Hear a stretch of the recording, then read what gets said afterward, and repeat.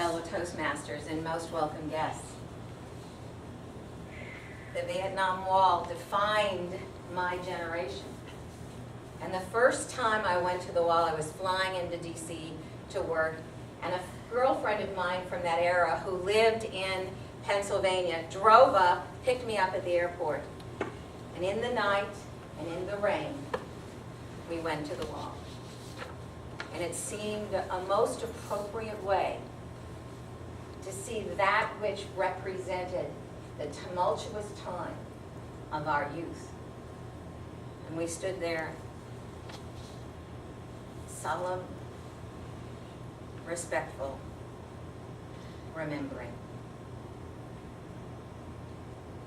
All these years later, I went back to DC. I'd like to share with you some of the images and the thoughts and the experiences that I had.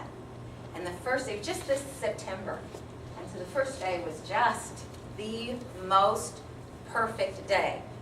This is the day to see the monuments because we'll be outside all day. The flags were billowing in the breeze. And the kids were all back at school, so there was a lot of peace, a lot of room.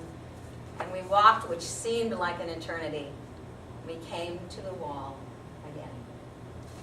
This time, in the light of day. This time, there was I don't know if they're park rangers or guards and well-informed people posturing to be sure that everything was taken care of with grace and dignity. And so we started asking some questions. I really hadn't understood the design completely of the wall. I knew the names were not alphabetical, which seemed normal and intuitive for the kinds of things we usually do in this country. And then he explained, the wall peaks and declines in its simple, understated lines. And the names are in order by the day that they died. And so that they are together with the names of those brethren that they died with.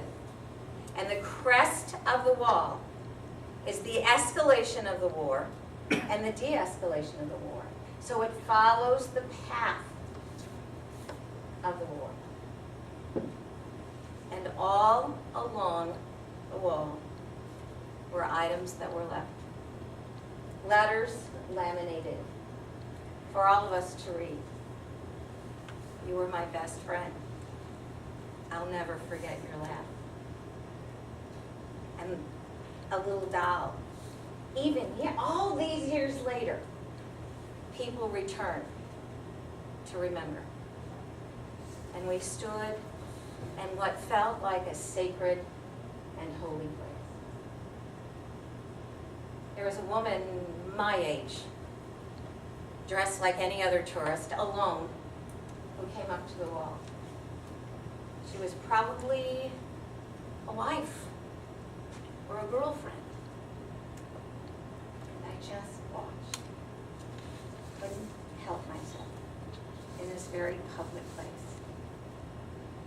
She sauntered up to the wall like any other tourist, and then got very quiet. And it was obvious because it's not alphabetical. So if you've never been to the wall, you'd have to search for it. She went right to the name. Slowly, tenderly, she traced the name with her hand. She took her fingers to her lips. Pressed a long, enduring kiss. Took it to the wall.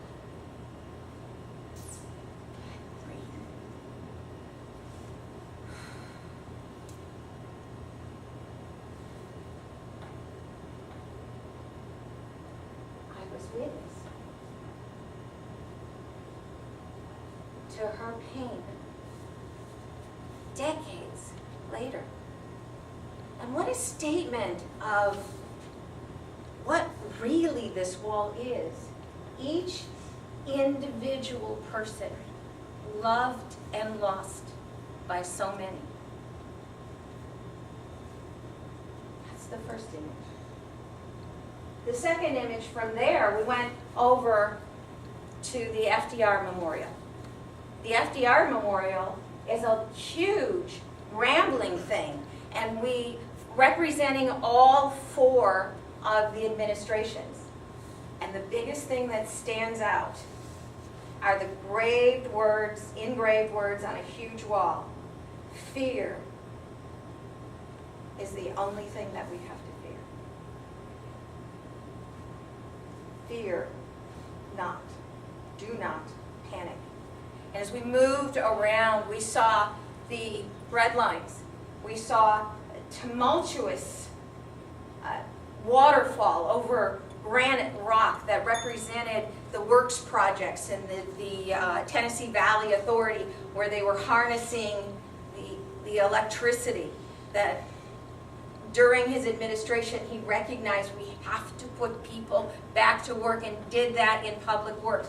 And then the war, and then the funeral dredge. And then I wondered, where would Eleanor be? One of my personal heroes.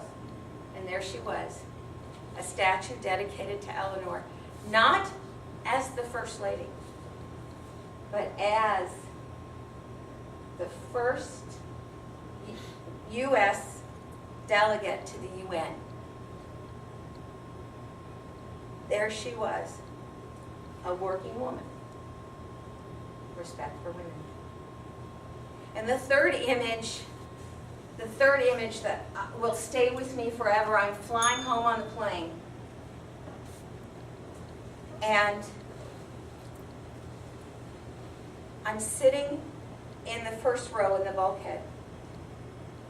Next to me is a woman. Behind me are her teenage kids. And the door is in front of her, so there's a wide expanse. And in her lap, she is holding a folded triangular flag. And she sat there, thumbing through a stack of pictures in long, soft, undulant sobs. For that morning in Arlington, she had buried her husband, and her children were dead. The flag was encased in a plastic casement. She had opened it up and pulled out a handwritten note, I suspect, from his commanding officer. And the teenage boy, this long, lanky 14-year-old boy, sitting behind me, saw what she was doing, and he got up and he was leaning over, trying to read. And as I said, there's a space in front of her. And this big kid climbed into his mom's lap, put his arm around her, head to head. They read the letter. It brought what I had seen this week full circle. We stand today at a crossroads. While I was in D.C., here I'm standing at the wall, and there, just down the street, they're negotiating the bailout. We stand at a crossroads, and we can choose our values.